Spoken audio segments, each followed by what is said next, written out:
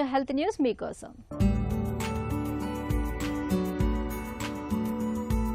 మానసిక ఒత్తిడి అనేది పేగు బ్యాక్టీరియాను మార్చి ఎముక మధ్యలోని మూల కణాల్లో వృద్ధాప్యం మాదిరి మార్పులను కలుగజేస్తున్నట్టు చైనాకు చెందిన పరిశోధకుల తాజా అధ్యయనంలో తేలింది.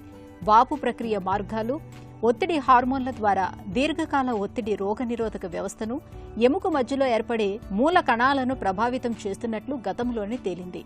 అయితే ఒత్తిడి సంకేతాలు మెదడు నుంచి ఎముక మధ్యకు ఎలా చేరుకుంటాయనేది స్పష్టంగా తెలియదు. ఈ నేపథ్యంలోనే చైనా పరిశోధకులు ఎలుకల్లో మెదడు, పేగులు, ఎముక మధ్య సాగే చర్యల మీద పరిశోధన చేపట్టారు. భావోద్వేగాలు, గ్రహణ సమాచారం, నొప్పి సంకేతాల ప్రసారంతో ముడిపడిన మెదడులోని భాగాల్లో సాగే చర్యలను దీర్ఘకాల ఒత్తిడి తగ్గిస్తున్నట్లు గమనించారు. ఆయా సంకేతాల మార్పులను పేగులకు చేరవేస్తున్నట్లు కూడా గుర్తించారు. ఇది బ్యాక్టీరియా సమతుల్యత మీద కూడా ప్రభావం చూపుతోంది. ఉదాహరణకు, ఒత్తిడికి గురైన ఎలుకల పేగుల్లో పేగు బ్యాక్టీరియాకు సమతుల్యతను నియంత్రించే లాక్టోబాసిల్లస్ ర్యూటెరి అనే బ్యాక్టీరియా లోపించింది.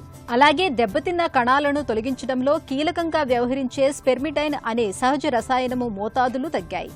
ఇవి రెండు మెదడు, ఎముక మధ్య సాగే సమాచార ప్రసారంలో ముఖ్య పాత్ర పోషిస్తూ ఉండటం గమనార్హం. ఎముక మధ్యలో ఏర్పడే మూల కణాలు దెబ్బతిన్న కణజాలాలు మరమ్మత్తు కావటానికి తోడ్పడతాయి. వీటి పనితీరు అస్తవ్యస్తమైతే శరీరంలో వాపు ప్రక్రియ తలెత్తుతుంది. రోగనిరోధక ప్రతిస్పందనలు కూడా మారతాయి.